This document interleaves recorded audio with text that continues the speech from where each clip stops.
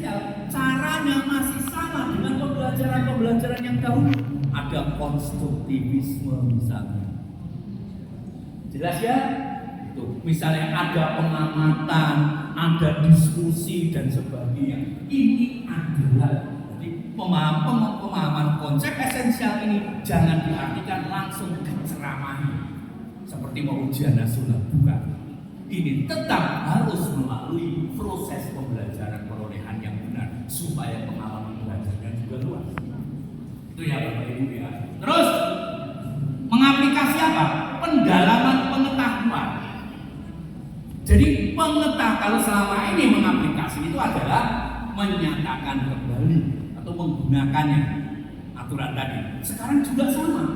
Jadi mengaplikasi itu menggunakan konsep yang di pengetahuan yang dipelajari tadi, yang dikuasai untuk hal tertentu menggunakannya. Nah, kalau sudah menggunakannya bisa lanjutkan dengan refleksi. Oh, ketika digunakan ini ada masalah. Kok hasilnya selalu tidak enak?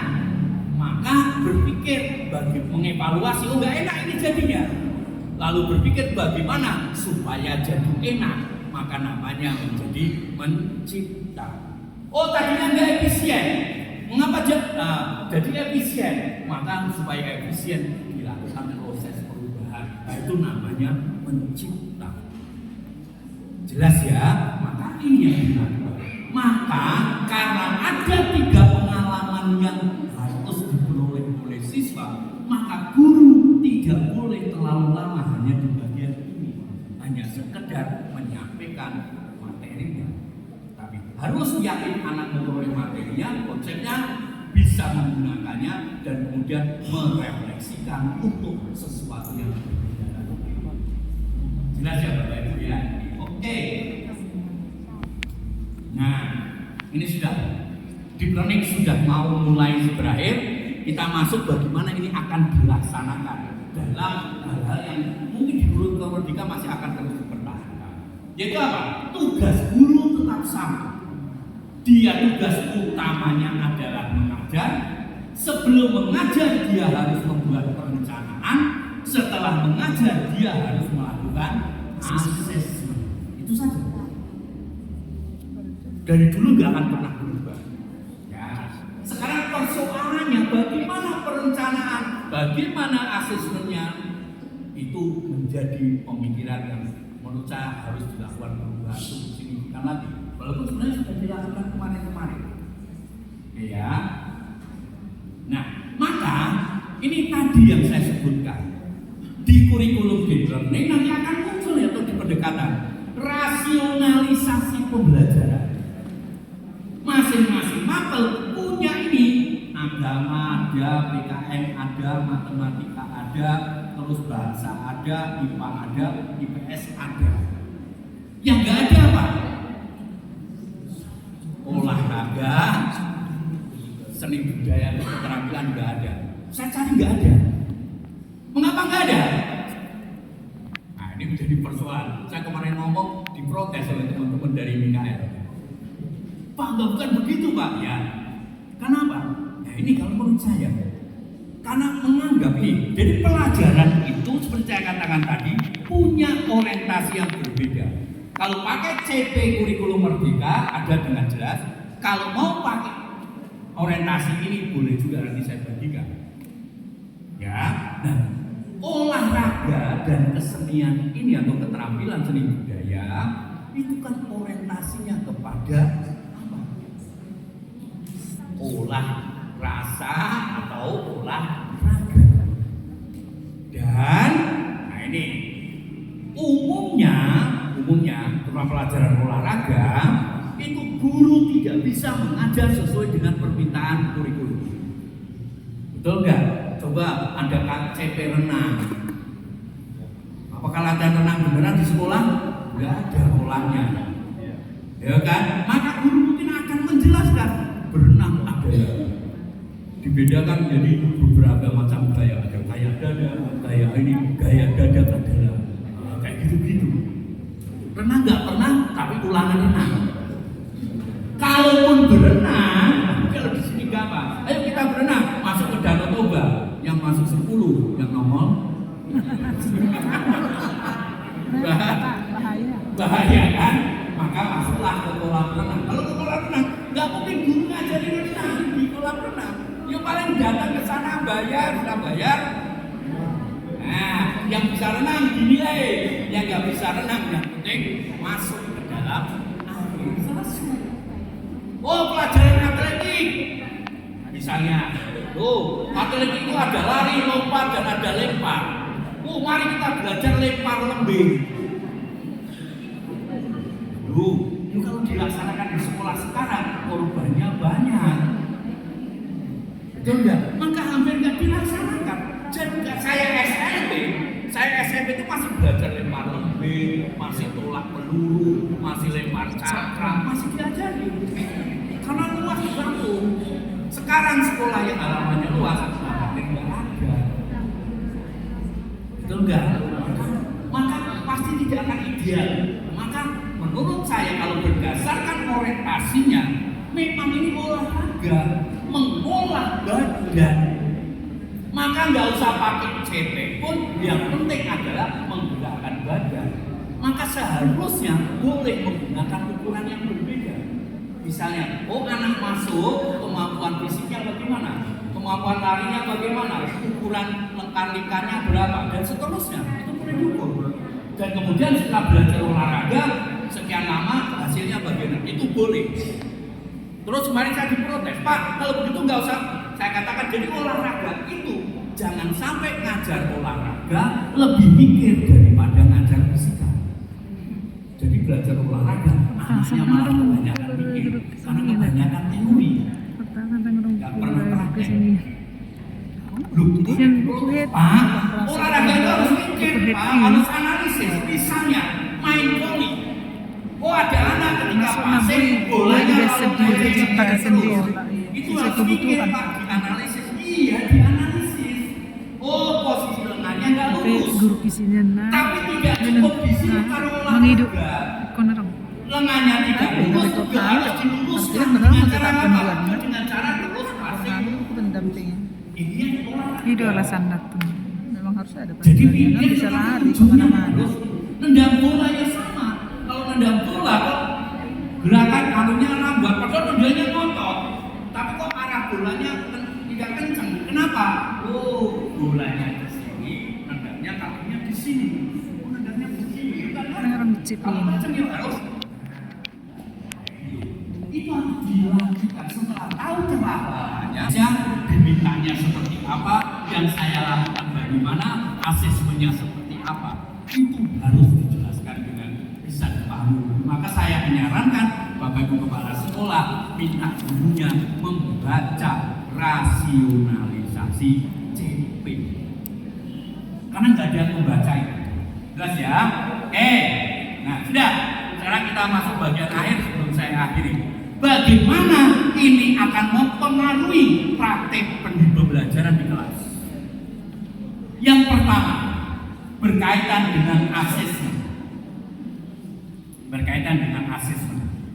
Karena asesmen pengalaman belajar atau arahnya bukan sekedar menghabiskan waktu untuk menghabiskan materi, tapi meningkatkan level berpikir, maka pendekatan asesmennya berbeda. Ya, walaupun sudah dilakukan kemarin. Yang pertama yang harus ditekankan apa? Sekarang asesmen tidak harus tes tertulis. Kalau pelajaran tersebut tidak butuh tes tertulis, ya tidak usah tes tertulis. Misalnya olahraga, belajarnya main bola, latihan nendang bola, ya nggak usah nendang bola adalah dibagi menjadi 3, menendang bola dengan kaki dalam adalah nggak usah. Ukuran lapangan bola, nggak pernah sekolahnya punya ukuran lapangan bola standar, bukan itu. Tetapi kalau anak punya kompetensi nendang bola, pelajaran olahraga saya gunakan bagian praktek ya. Maka kalau anak harus kompetensi dari mana posisi kaki, ayunannya seperti apa, sentuhannya apa. Tapi anak tidak cukup hanya menjelaskan, tetapi harus menunjukkan. Maka penilaiannya mungkin didominasi oleh Praktek. tes praktek. Maka seharusnya guru olahraga boleh mengatakan, Bu, Pak, kepala sekolah, saya tidak butuh ulangan. Karena seluruh nilai saya sudah saya dapatkan dalam praktek. Boleh? Boleh. Nanti ada guru bahasa Indonesia juga sama. Guru bahasa Indonesia itu belajarnya komunikasi. Oh, anak suruh membaca. Setelah membaca, dia tampil menceritakan kembali bacaannya. Secara lisan. Butuh ulangan? Tidak. Maka kalau ini sudah dianggap cukup, maka guru ini boleh menilai bahwa saya hanya menilai dari penampilan. Ini Bapak Ibu, jelas ya? Oke. Terus yang kedua adalah kalaupun menggunakan soal, maka soalnya jangan hanya soal C1, C2 hafalan, tapi harus menggunakan soal yang Yuk, bingung lagi. Yuk, kapan-kapan kita ketemu bagaimana membuat soal. Tapi untuk guru-guru, kalau ini jangan untuk kepala sekolah. Kepala sekolah sudah hot mikirin dana bos. Nggak usah mikirin soal. Betul ya, Bu ya? Boleh dong kepala sekolah Jadi, orang ada ini, bos. maka soalnya. Yang kedua, soal orientasi. Iya. Itu. Literasi dan literasi. Terdepan. Orientasi anak. Gurunya mulai Seragam ini, profesional. Pak nggak bisa Pak gurunya. Kalau nggak bisa ada solusinya. Buka buku Erlangga. Ayo. Kalau sekolah ada buku Ending-ending ya. Erlangga, saya pastikan yang kurikulum merdeka pasti ada soal bot, ada soal berorientasi AKM untuk apa? Maka gunakan tentu sambil mulai belajar membuat. Karena kepemimpinan TKA besok tes kompetensi akhir soalnya mirip soal AKM. Tapi apa? Erlangga dalam pelajarannya berarti kalau ini terjadi beneran berarti kementerian nyontek Erlangga. Gak ada dulu pemikiran bahwa mapel itu ada AKM kecuali di Erlangga. Tapi ternyata benar ini akan dipakai. Maka silakan kalau udah beli Erlangga, ada bukunya, gunakan ini. Kalau belum ada, ya hubungi yang baju biru di belakang. Hubungi. Jelas ya. Karmel. Oke, ini AKM. Yang kedua, proyek masih akan digunakan. Kalau masih menggunakan lama, berarti pasti akan P5. Proyek penguatan profil pelajar Pancasila. Berdasarkan pengamatan saya juga, di seluruh Indonesia ini mayoritas P5 berubah jadi P1. Apa itu? P5 berubah jadi prakarya. Ya, tapi produknya tuh dia. Waktunya banyak, tapi isinya hanya prakarya. Nana, besok bawa botol kosong galon air mineral ya, bawa. Begitu di jalan, dari mamanya, Mah, beri kasih bawa galon aku air mineral. Lupa mah, bukan gitu. Ya udah mamanya, ya udah apa? Mampir, mampir ibu mana? Beli galon aku air mineral, bukan minum, langsung dibuang. Karena bawahnya kan botolnya. Terus nanti sampai sekolah dipotong, dicek dia jadi pom. Itu prakarya, bukan apa? P5. Astaga, aku nggak setuju kalau produk yang dia. Ini yang terjadi. Karena semuanya hanya berorientasi produk dan kemudian yang muncul hanya mikir apa? Gelar karyanya. Ini harus balik. Nah, nanti kurikulum merdeka mungkin tetap akan proyek, walaupun mungkin namanya bukan P5 lagi, P3L tadi kalau menurut saya. Nah, harus pastikan bahwa itu ada dua elemen, ada P2 dan PL. profil bisa. Ini kan dulu namanya P3 adalah P2. Apa itu P2? Proyek penguatan. Karena menggunakan proyek, maka belajarnya harus berdasarkan proyek. Dalam pengembangan proyeknya tadi otomatis akan mengembangkan profilnya. Ini yang harus menjadi pelajaran kita. Maka apa itu proyek? Secara prinsip gampang, pembelajaran proyek adalah pembelajaran yang harus dimulai dari identifikasi masalah. Identifikasi masalah, baru setelah masalahnya diidentifikasi, direncanakan untuk diselesaikan ada hasilnya. Itu namanya proyek.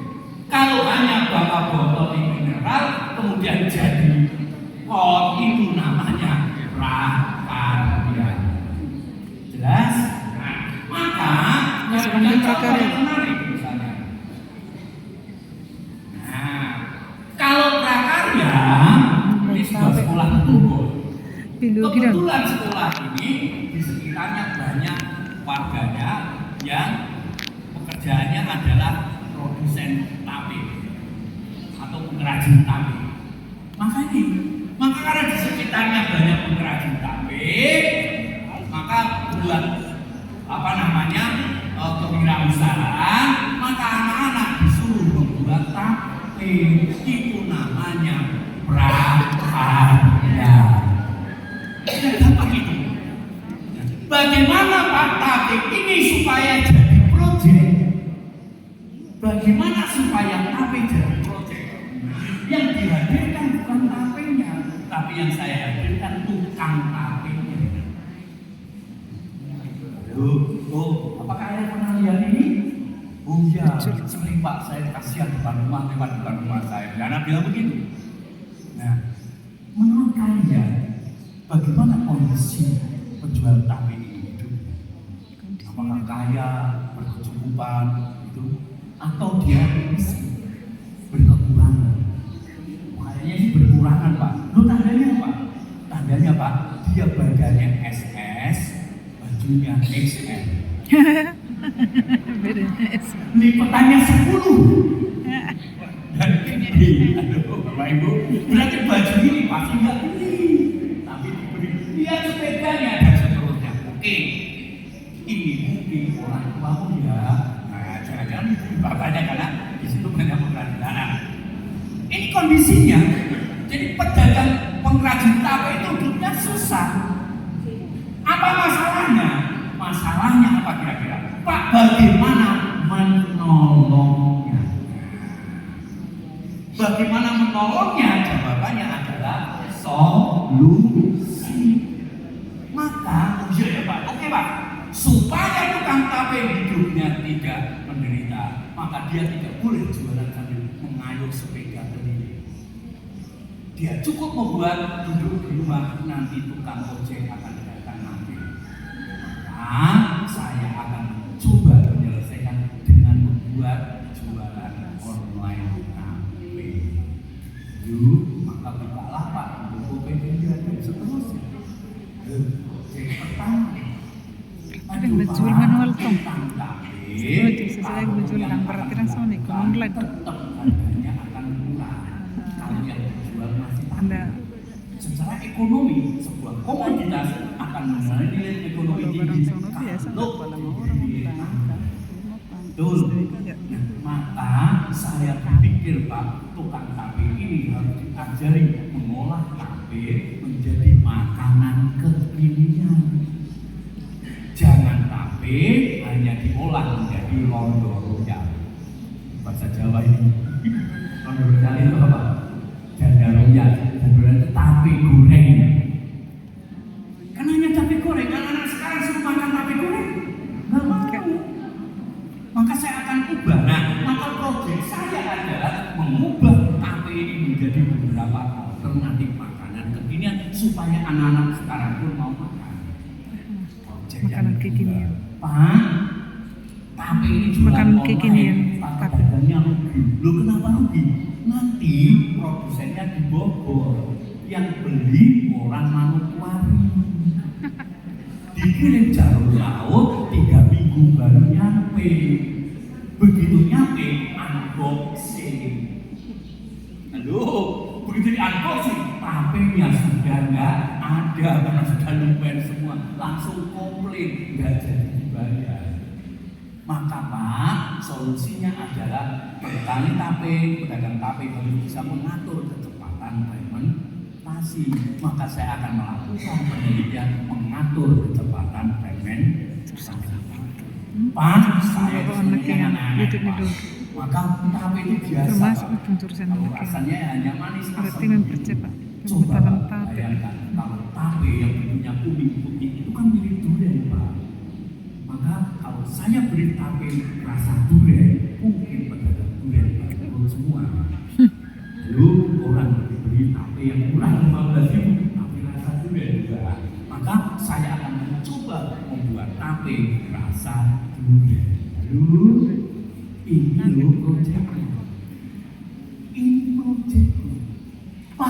Pak Kris, saya nggak tahu Pak cara mengolah makanan, saya nggak hobi masak. Enggak usah takut. Yang sudah proyek gurunya atau muridnya?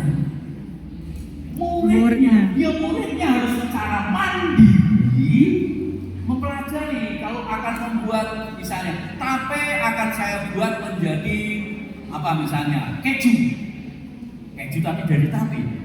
Kan harus ada cara untuk dia harus mempelajari sendiri, suruh melapor ke gurunya. Nah itu namanya. Jadi bukan gurunya harus ngajari, gurunya cukup membantu dia. Oh kalau ini kamu harus lakukan ini, coba cari.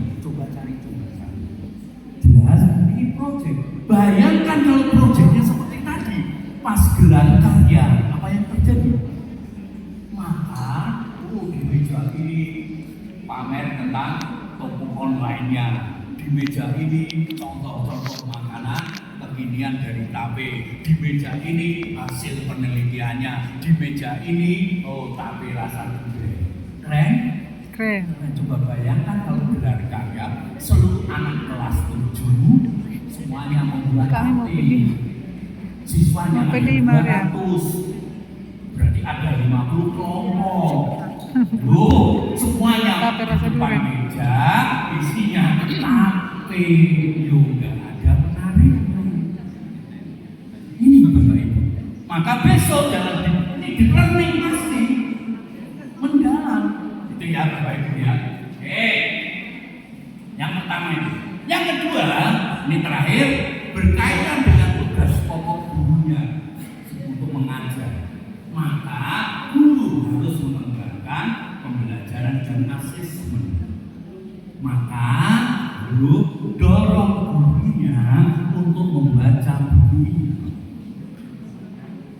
Tanya ke gurunya nanti, Bapak Ibu sudah punya buku panduan pembelajaran dan asesmen kurikulum merdeka? Saya pastikan mayoritas tidak punya. Seluruh Indonesia dibuat ini dibagikan gratis, tinggal download, hampir tidak ada yang membaca. Pertanyaannya adalah, kalau begitu ngajar kurikulum dengan kurikulum merdeka, dasarnya apa?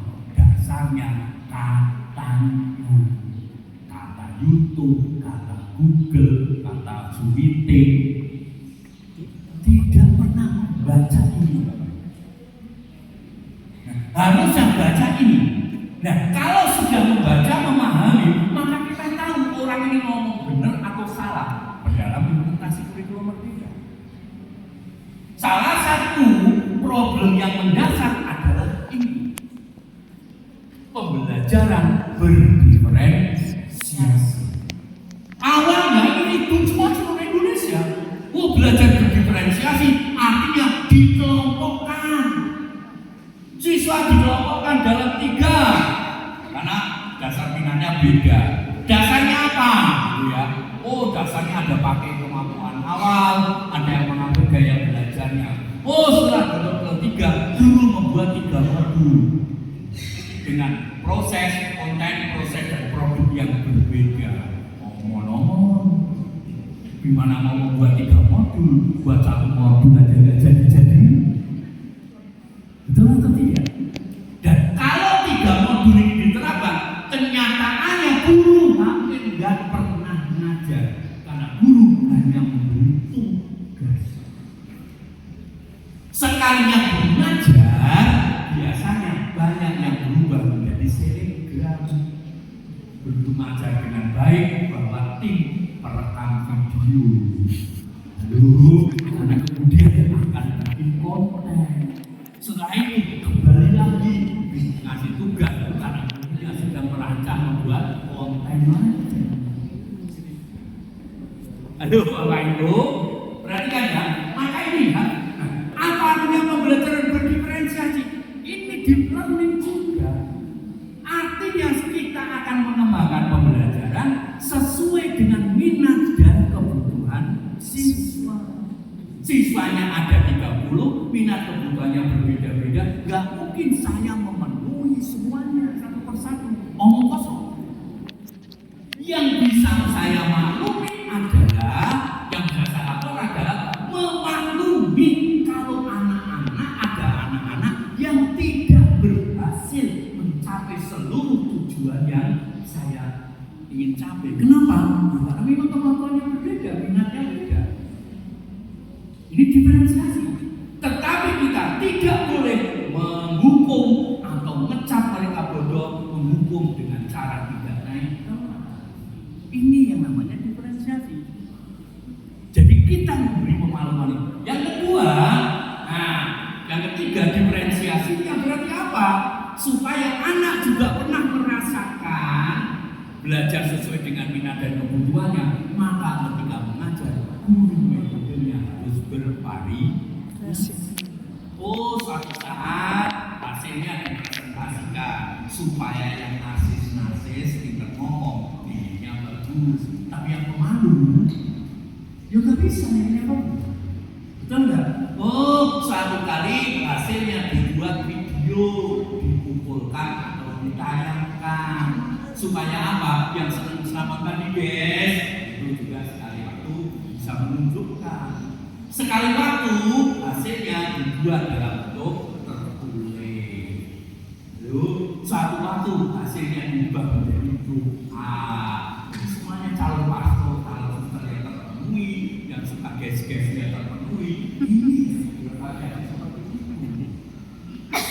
Jelas ya Bapak Ibu, ini namanya diferensiasi yang bisa dilakukan, bukan mengelompokkan. Di perguruan tidak ada seluruh kelompok.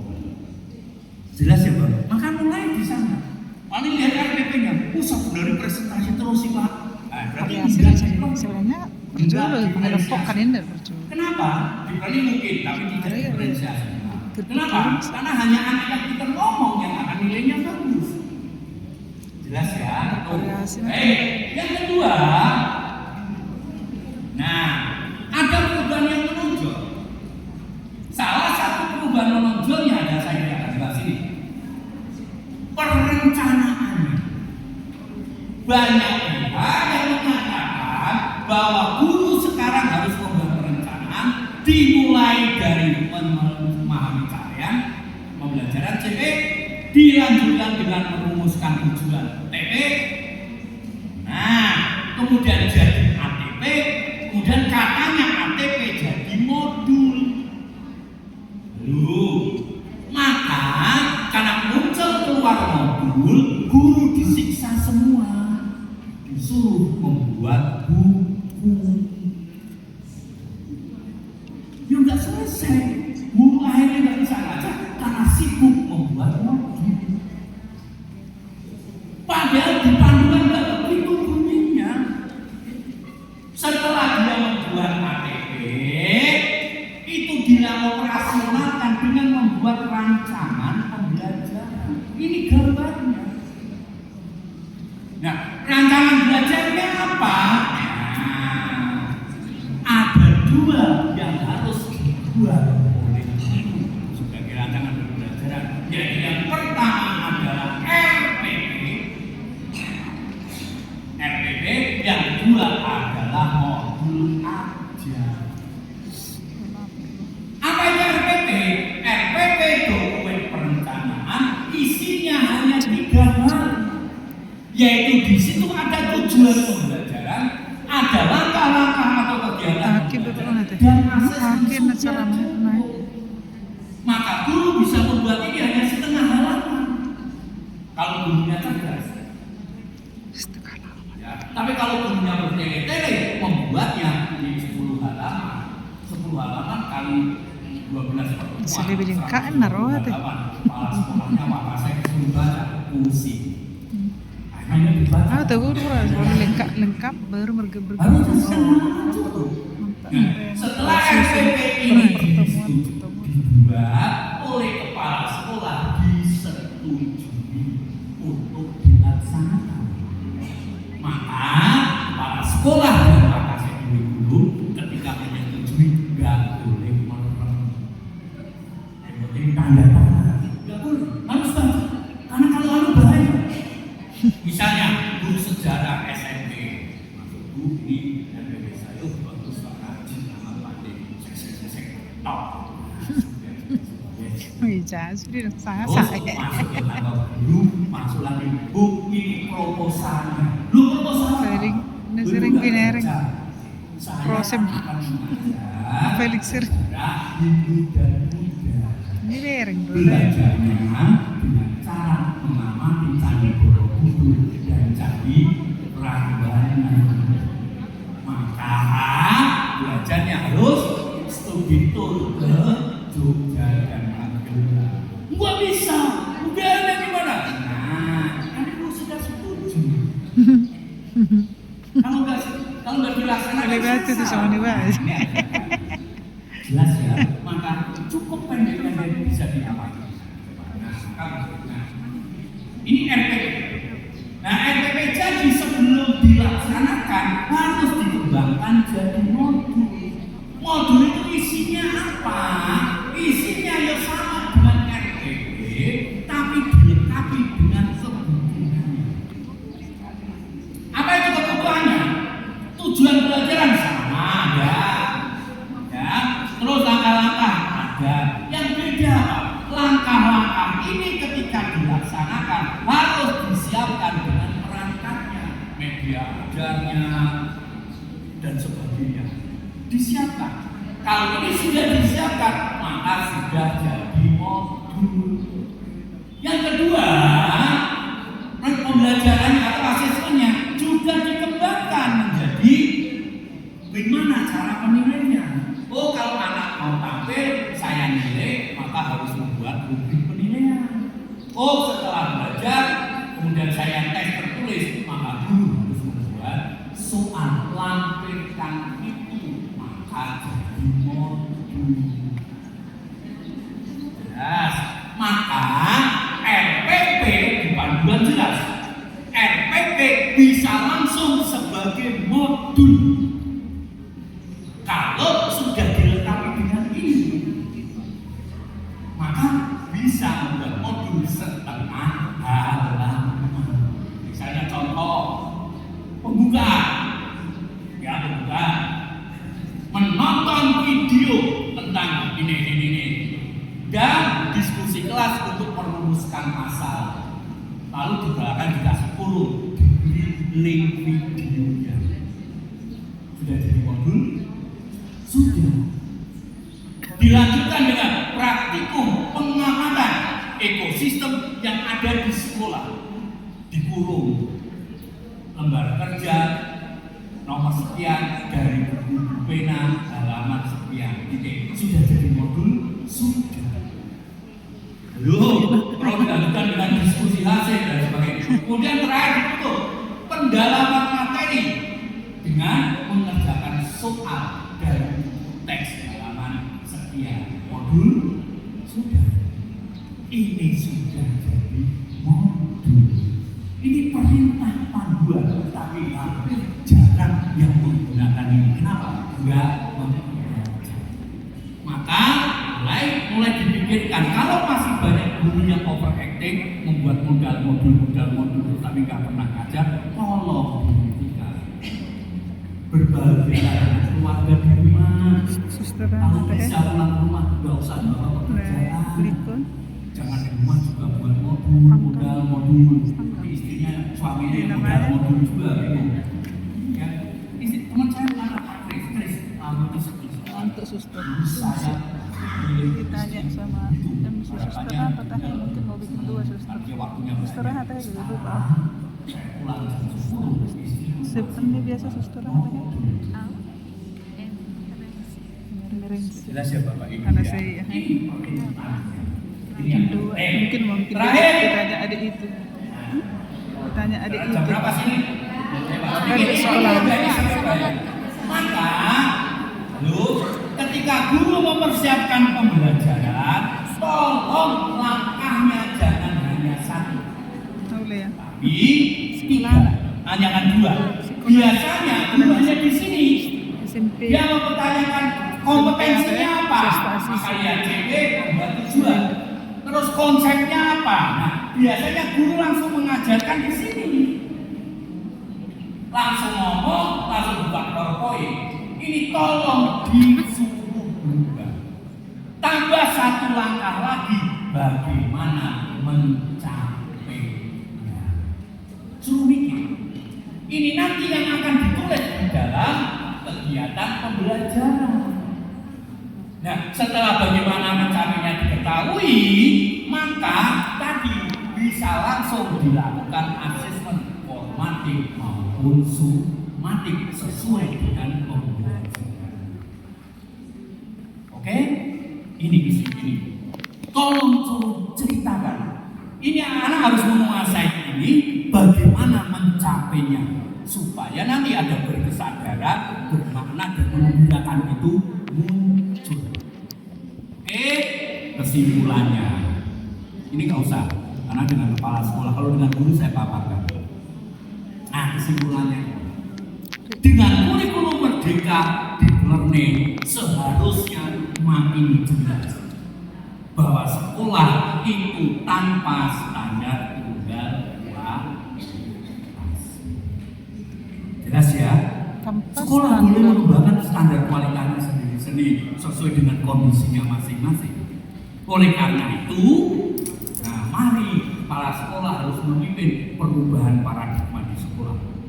Yang kedua, membangun diversifikasi kurikulum sesuai dengan kebutuhan sekolah masing-masing. Lalu supaya ini bisa dilaksanakan, maka gurunya didorong untuk visioner, sehingga akan dilahirkan standar kualitas sekolah masing-masing. Oke, Bapak Ibu. Terakhir pesan sponsor. Bu Pena. Kalau sudah punya buku, gurunya suruh mempelajari, contohnya Bu Pena. Bu Pena ini kalau digunakan oleh guru tidak perlu ATM. ATM itu apa? Amati, tiru, kodifikasi nggak usah, langsung ATP saja. Amati, tiru, plug, tiru persis apa yang ada dilaksanakan. Itu akan membantu.